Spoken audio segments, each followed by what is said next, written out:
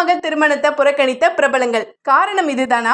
Super star ரஜினிகாந்துடைய அதிசய பிறவி படம் மூலமாக கிங்காங் அவரையே ஓவர்டேக் பண்ற அளவுக்கு அந்த படத்துல பிரேக் டான்ஸ் எல்லாம் ஆடி இருப்பாரு.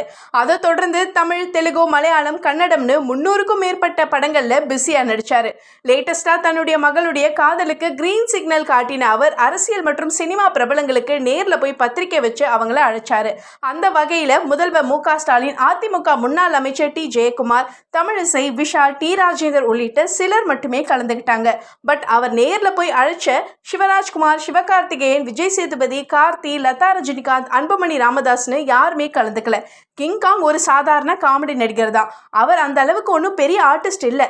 அதனால தான் அவர் தேடி போய் பத்திரிக்கை வச்சும் இவங்கெல்லாம் திருமண வரவேற்பு நிகழ்ச்சியில் கலந்துக்கலன்னு விமர்சிக்கிறாங்க நெட்டிசன்ஸ்.